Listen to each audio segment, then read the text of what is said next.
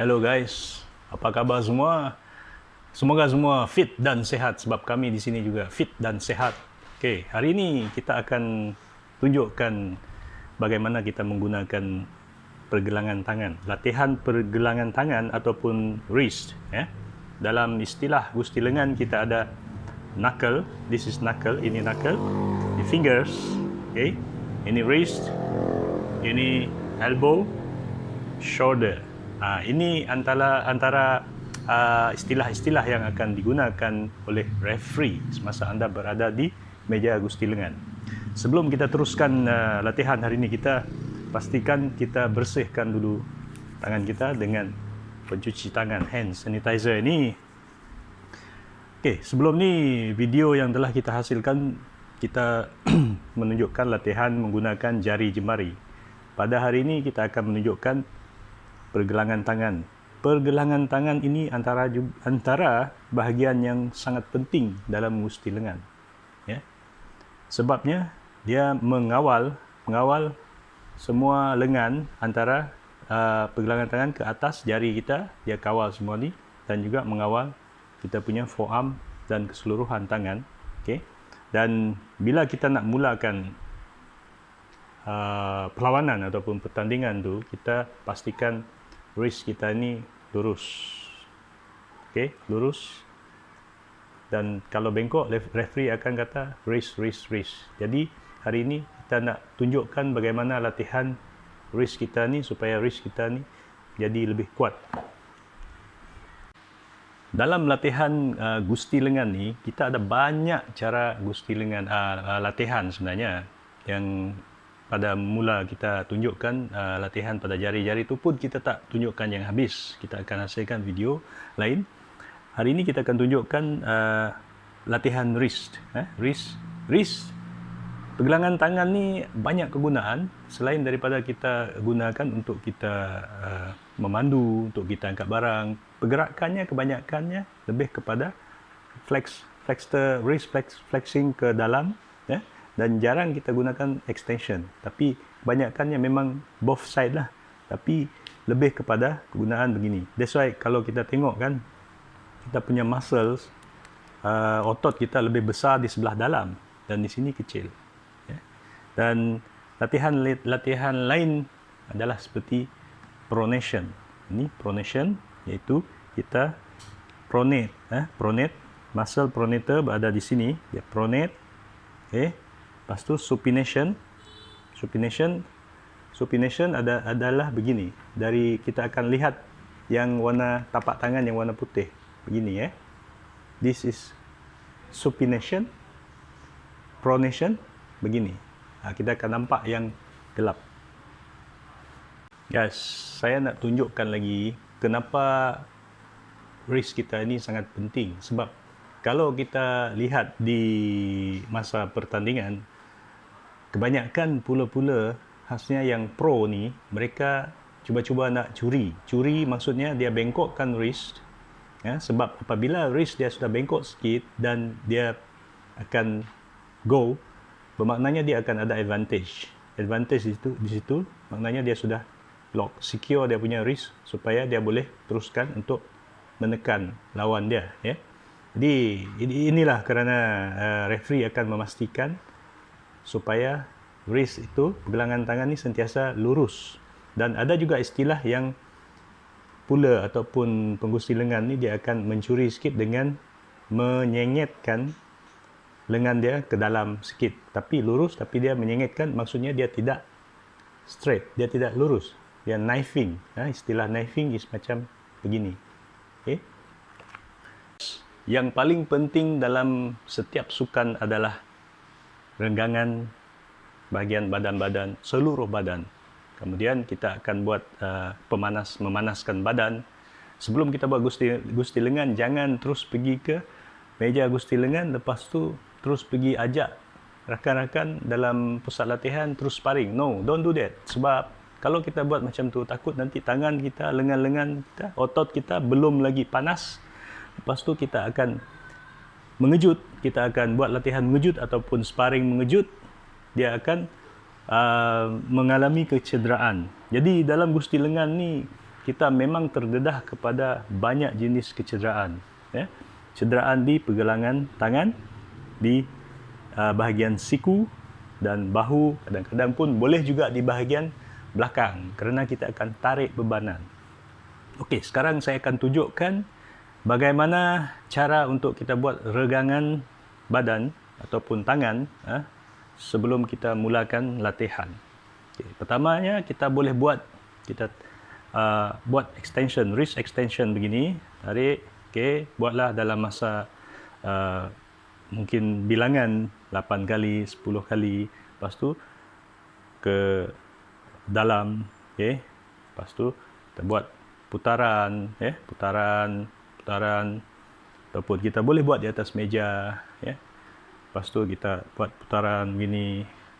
Kita punya jari pun kita boleh main tolak begini, tolak keluar, lepas tu ke atas. Kemudian lepas kita buat senaman ataupun senaman ringan ni, kita terus pergi ke tempat ataupun tempat kita buat latihan yang lebih berat lah. Kali ini saya akan tunjukkan bagaimana kita menggunakan jari-jari kita dan juga pergelangan tangan ni untuk buat latihan. Mari, silakan. Alright, kali ini saya nak tunjukkan bagaimana kita membuat latihan pergelangan tangan ataupun gunakan wrist, dan kita menggunakan single dumbbell ni. Dumbbell ni yang kita custom made lah, lebih kurang dalam 3 cm tebal. Kita letakkan lengan atas kerusi begini, lepas tu kita genggam. Kita genggam begini supaya dumbbell ataupun bebanan ni tidak terlepas ke dalam begini, untuk kita tahan dumbbell. Jadi kita letakkan begini, kat 1, 2, 3, buat dalam 15 kali ke sehingga 20 kali. Boleh buat 5 set lah untuk latihan yang ini. Seterusnya kita boleh menggunakan barbell. Barbell adalah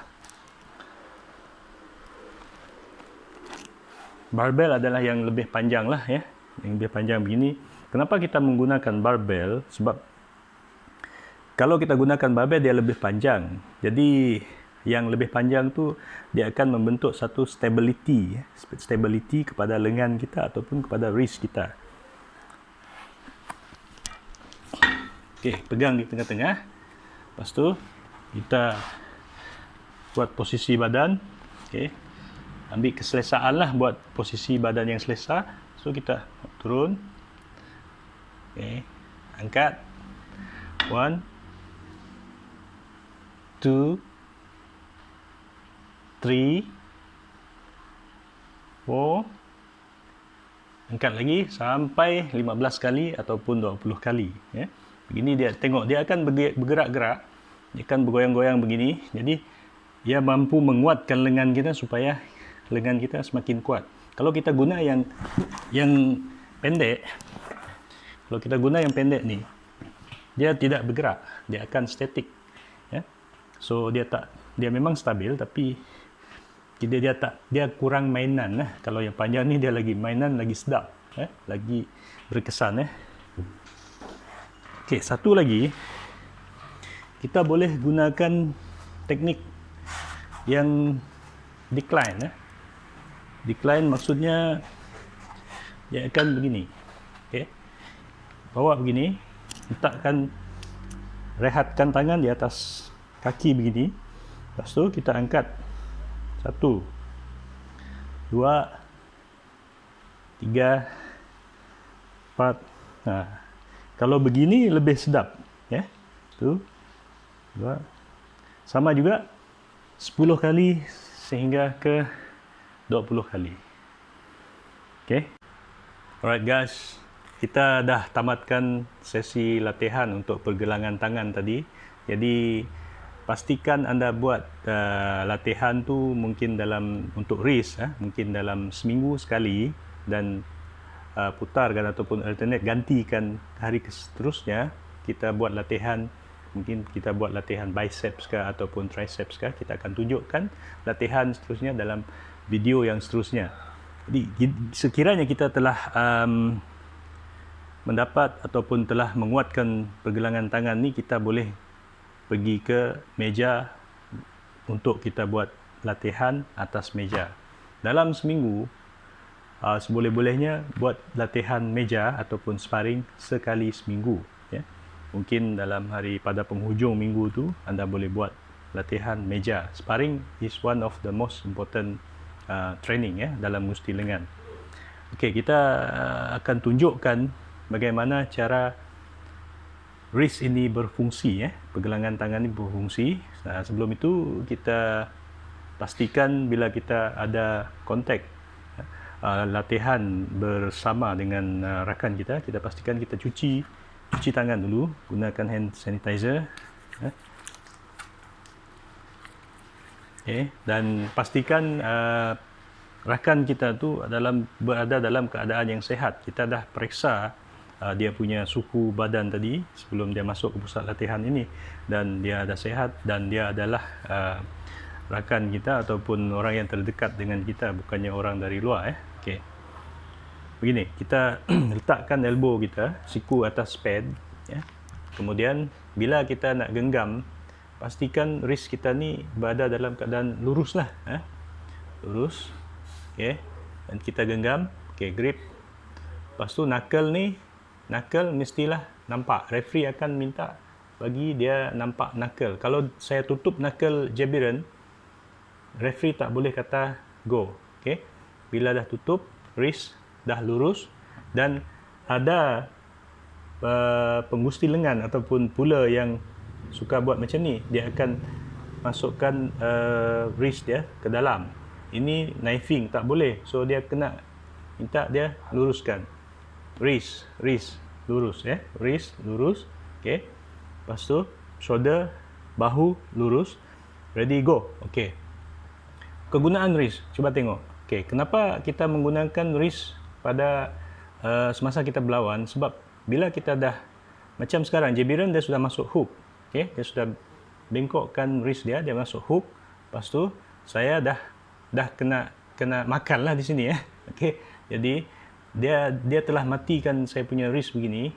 Kemudian saya pun terpaksa masuk hook jugalah. Kalau saya masuk hook juga, okay, kami akan dalam hook match, nama dia hook match.